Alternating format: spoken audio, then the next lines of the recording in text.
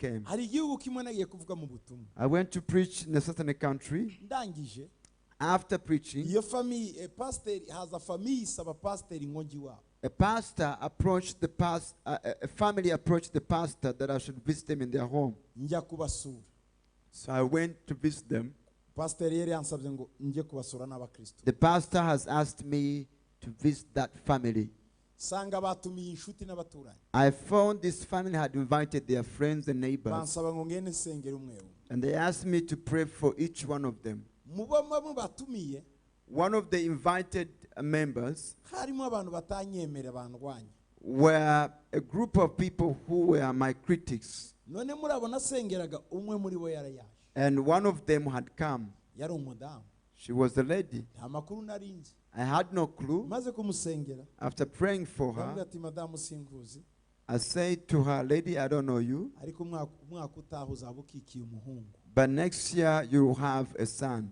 yasohotse aho When she left, numva akomye akaru she made noise outside.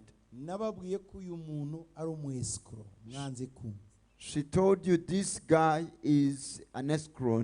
He's not. Conman. He's a con man. mwanze kumva You have not obeyed what I told you. ntimuzi ko nifungishije Don't you know that I controlled birth? I stopped birth, giving birth. none aravuze ngo umwaka utaha nzabyara umuhungu And now he claims next year I'll have a son. numva akarura aho hanze sinamenya akariko I had a commotion going on abandi outside. ngwe twereka abandi baravuze Others were saying, "Yes, we told you, yes." ngiye ngo meje nikomereza I carried on with my work. ndangije Then urya muntu wantumiye my host who had invited me biramubaza cyane was badly hurt arabimbwira and told me later. ariko abimbwira mu mpuhwe cyane ngo ariko ngo wumvishe ari Imana yabivuze And he said, "Did you really hear from God? Is it God who said uzi it?" icyo yambwiraga kugira ngo tubigarure vuba bitarajya kure He was trying to find a way we could bring it back before it spreads. ndamubwira njyewe nzi ko ari Imana I said, I know it is from the Lord. ndigendera And I walked away. nyuma y'amezi 5 5 months later, kibazo uko byagenze they don't know what happened, umugore yari atwite and the lady conceived. babibonye When they realized that, bajya n'umugabo kwa muganga gukuramo uwo mwana she and her husband went to see a doctor to abort. yari afite abakobwa babiri They had 2 daughters. Imana yamwe ngo bazabyara umuhungu muha n'izina God told me they will have a son, and I gave the name to the son. ariko kuko bandutse cyane kandi kuko batabyumvikanye tumukuriremo rimwe But because they Bikiri were mu my ibanga ryacu. critics and opponents, they said, "Let us abort this baby." ibihugu byo hanze rero gukuramo umwana ni nko gukuramo ivunja biroroshye cyane Abroad in Western countries, to abort is as simple as anything you can imagine.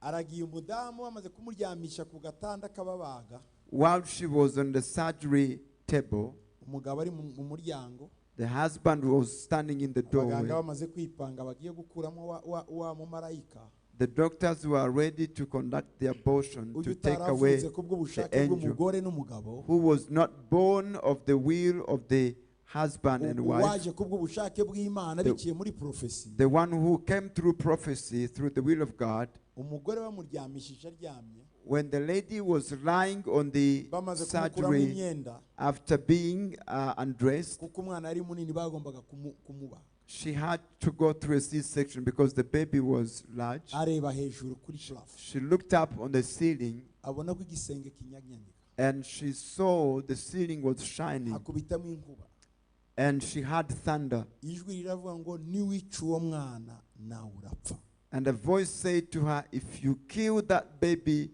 you will also die." ahita avuza induru And she screamed. abwira abaganga ngo murekeraho She said to the doctor, "Stop, stop." bati se niki They said, "What?" nimwumvishe ijwi She said, "Didn't you hear the voice, the sound?" They said, "No." ubwo n'ubwoba ihangane nta jwi ni mantale They tried to calm her down, claiming that is a mental fear. bati nta mantale She said, "No, this is not mental fear. kubikubitiye aha I heard the thunder." bamwumvisha ko ari mantale They tried to convince her it is a mental. arongeye kandi araryamye She lied on the bed again. yango birakubise ubwa kabiri And the thunder comes again. yajwi riragaruka And the voice comes again. wibeshe wica uwo mwana Make a mistake and kill that baby. wowe n'umugabo wawe murapfa You and your husband will die. yavutse aho yambara imyenda yiruka She rose up and put on her clothes and ran away. uwo mumama That lady, yaje kubyara she delivered. afite umwana w'umuhungu She has a son. yigeze kuza aha muri zayo She once came here to Zion aza gutanga ubuhamya and she testified. icyo gihe umuhungu we yari afite imyaka ine Their son was 4 years at the time. arabivuga She testified. urumva ko bashyizeho planning familiar So yes, they had controlled their birth, ariko uw'imana yemeye kwabaho but whoever God has decided that they must live, abaho they will live.